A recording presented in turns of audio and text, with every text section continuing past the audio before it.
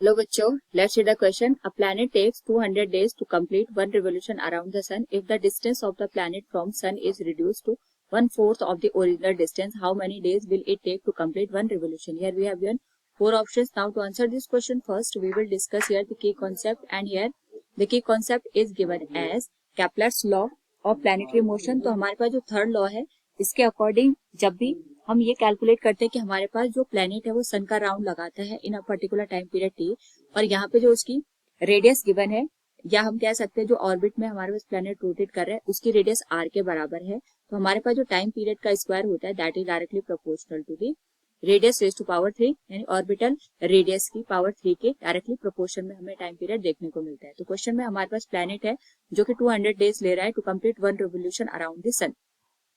If the distance of the planet from sun is reduced 1/4 of the original distance, तो हम यहाँ पे दो कंडीशन मान के चलते हैं. पहले में टाइम पीरियड T1 है, T1 का स्क्वायर डिवाइडेड बाय T2 का square will be equal to R1 का क्यूब डिवाइडेड बाय R2 का क्यूब.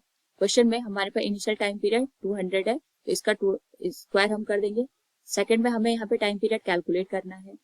यहाँ पे हमने जो R1 है उसके रिस्पेक्ट में जो R2 की वैल्यू है उसको 1/4 कर दिया, यानी इसकी जो वैल्यू आएगी दैट विल बी R1/4 का होल क्यूब.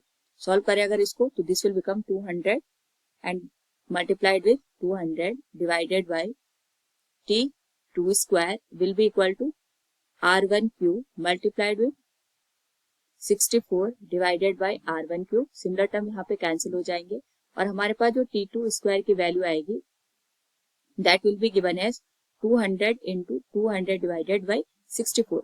तो यहाँ से सिंपली अगर हम कैलकुलेट करें T2 की वैल्यू, स्क्वायर रूट करेंगे तो ये बन जाएगा 200 and this will be equal to 8. Now solve करें अगर हम इस होल वैल्यू को, तो हमारे पास जो वैल्यू बनेगी that will be given as 25. तो जो सेकंड केस में हमारे पास टाइम पीरियड आएगा वो 25 डेज का आएगा. Option D will be the right answer. Hope all you understood it. Thank you and best of luck.